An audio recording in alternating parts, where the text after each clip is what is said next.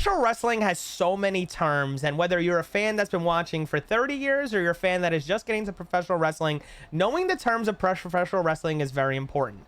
And there is a lot of terms. So this is either going to be something that most of you guys know, or if you're a new fan, you're just learning about them. And if you know all of these terms, maybe these are just a refresher and you kind of maybe just wanted to know the history of some of them. Now, before we quickly get into these terms, if you guys enjoy professional wrestling or you want to learn more about professional wrestling, make sure to subscribe, ring that bell for notifications so you see the future videos. Now let's talk about the terms that are used in professional wrestling. The first term we're going to go over is babyface, and most of you guys probably know what the babyface is, but if you guys have heard anybody get called a babyface or a face, the face of the company or the babyface, whether it's in a storyline or you're talking about, you know, any situation of a gimmick, which I'm going to get to that term as well, that is the good guy. That is the guy that is supposed to be getting cheered on by the fans. That is the guy that you as a fan are supposed to want to win. It is the guy that is the hero in the scenario, the protagonist. Many times the babyface is the guy that you will want to cheer, but in certain situations that we've seen throughout history, you know, the babyface gets booked in a way that the fans decide to reject him and not want to cheer him. We saw that with a John Cena when he was the Super Cena.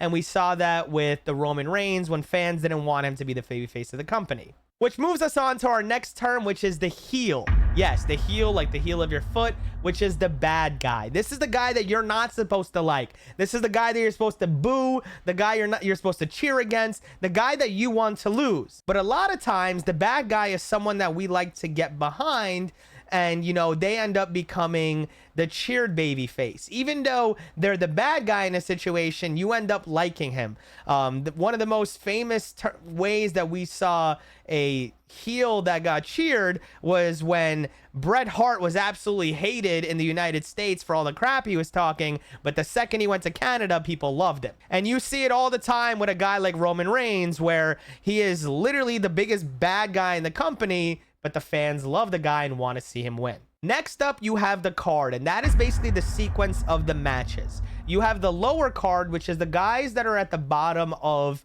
the food chain. You know, guys that are usually like jobbers, guys who don't really matter too much when it comes to the storylines. So they're really put at the bottom of the card. This was way more common back in the day when people were waiting towards the main event scene. But nowadays, a lot of the matches that open up the shows don't happen to be lower card, but people still call people jobbers or lower card guys. We'll get into the word jobber in a second. Then you have the mid card guys. These are the guys that are fighting in the middle of the card. These are guys that are fighting for your, you know, secondary level titles, such as the Intercontinental title, the United States title.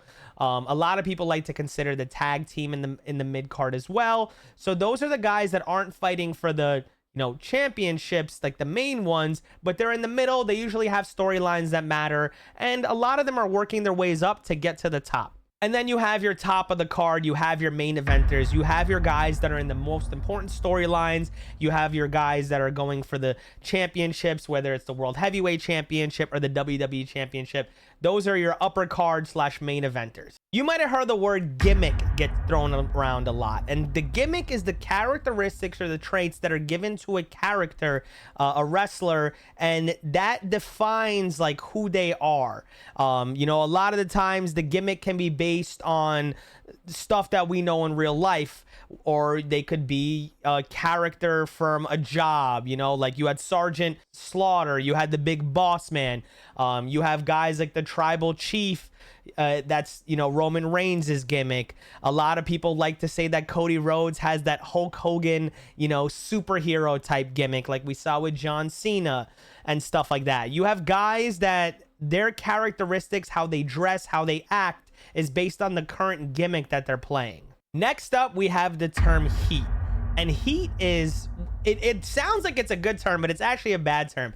Heat is when the fans boo you. They're angry with you. They don't like you, so they don't want you to do well and stuff like that. It's the guy, it's when you get heat from the fans, like a Dominic Mysterio gets heat every time he comes out and they're booing him and they don't let him talk. I'd love to hear what Dom has to say about it. At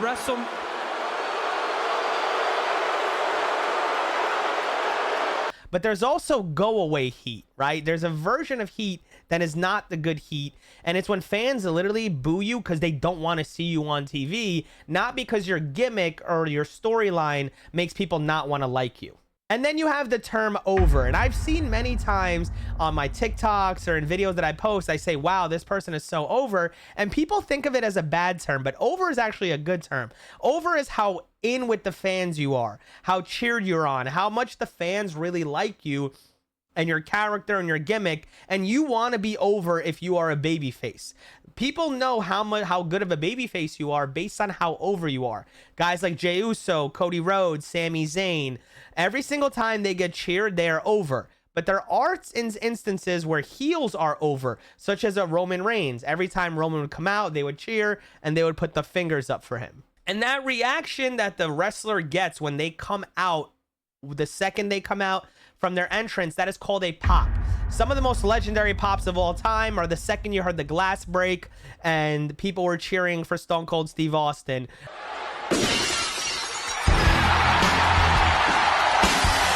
When The Rock would come out and it would have the "if you smell," people would go crazy. John Cena's music plays, people go crazy. Anytime Cody Rhodes walks out, there's a pop when there's the whoa. You know how over a WWE superstar is, a babyface is, based on their pop. The word sell is a very important term. You guys hear me say it a lot in my videos, especially my TikToks, especially when we call someone a good seller or he sold that move really well. When someone sells, the way that someone sells, it's the way that they react to somebody's move, right? Some of the most famous sellers of all time are Shawn Michaels. Anytime he got hit with a move, he would make it seem like the move was so devastating. Dolph Ziggler is a great one. Austin Theory was great. Razor Ramon was great.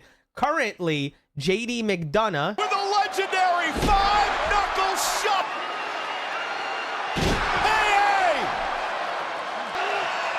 Crossroads! As I like to call him, JD McDonald's, is one of the best sellers on the roster, along with Austin Theory. The term stable.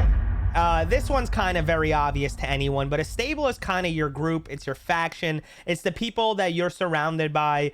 You know, when wrestlers unite or they come together, you know, the Bloodline, the Judgment Day, Evolution in the past, the Four Horsemen, the NWO, those are all famous stables.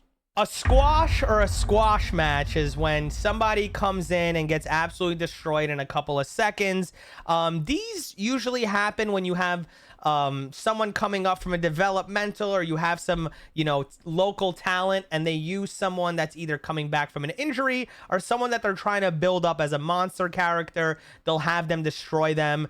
We saw Braun Breaker actually destroy some enhancement talent and some NXT guys when he first came on the main roster. Hell yeah, we do! Boom! It's over! Already 250 pounds! And they do that to make us know that this guy is going to be built as a monster character. Now, this is a very important term here, and it's the word mark. And I actually want to describe and explain to you guys where this term came from and why it's a very important term, and why people like to use it in a negative way when it's really not negative. So back in the day when they had traveling carnivals, a lot of games were rigged back in the day. And what they would do back in the day is they would actually put chalk on their hands and they would pat someone on the back when they know they were very easy to fool and deceive them into believing that things are real and they're achievable. And those people were marks. They were marked, so they are marks.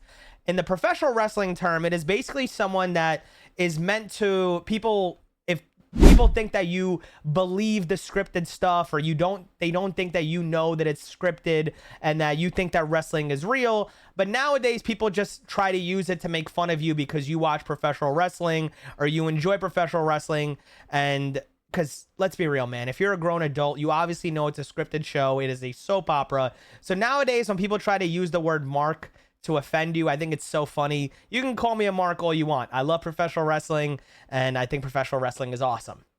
Next up, we have the term turn. And you guys have heard me use this in so many of my videos. But when a wrestler turns, it means they go from having their gimmick be a heel to a babyface, or a babyface to a heel. How did these instances have? So if a good guy ends up doing something so catastrophically evil they go from being a babyface to a heel. But if a bad guy does something that you get behind them because it's a good thing and a noble thing, they go from being a heel to a babyface. So that is what a turn is. It's when they turn from the good side to the bad side, or the bad side to the good side. Tweener, that one's a little obvious to you guys, but still gonna describe it. A tweener is someone that is kind of on the fence between being a good guy and a bad guy. Usually the fans make this person a tweener. It is someone that a lot of the times they're a bad guy, but they're so loved by fans, so they kind of like don't want them to be a bad guy. A lot of the times it is somebody that like they have reasons to be a bad guy, but they still have reasons to be a good guy. Drew McIntyre fell into this category for a very long time. LA Knight fell into this category for a very long time. You know, there's certain situations where being a tweener is just so inevitable. Roman Reigns is considered a tweener at this point. Then you have the word shoot, and this one is kind of a tough one. A shoot generally is when somebody goes off script. They go into for business for themselves, as many people would say, or it's when people start using legitimate moves and fights and, you know, start to try to actually hurt the guy. Shoots are not a good thing, but sometimes we actually do get our best moments in shoots. And there's something called work. So a work is when you are meant to believe that what is happening is real when it is scripted, whether it's an injury, whether it's, you know, whether it's an attack, whether it's something storyline wise, right? And then there's something called a worked shoot. So it's when you're supposed to believe that what somebody's doing is completely off script. A famous case of this is when you had Brock Lesnar drop legitimate elbows on Randy Orton's skull, busting him wide open. Even guys in the locker room believed that it was off script, but it was then told to us that both guys agreed that this is the best way to go about it. And lastly, one of the most important terms, if not the most important term in all of professional wrestling, is the term kayfabe. Now, kayfabe is the term used to describe when wrestlers try to keep the illusion that what is happening is real. A lot of the times what they'll do is they will literally live their gimmick, their character and stuff like that. This was significantly more popular back in the day, as social media nowadays makes it very hard. You know, kayfabe gets broken a lot. Even by the WWE, when they give us backstage, like when they give us like the behind the scenes, they're kind of showing us how they're, you know, putting on the storylines and how they're writing the storylines. But a lot of wrestlers still to this day will live their character. One of the most famous people right now that actually lives his character is someone like MJF from AEW, who his character is an absolute, you know, bad guy asshole, and he'll even be a bad guy asshole to kids.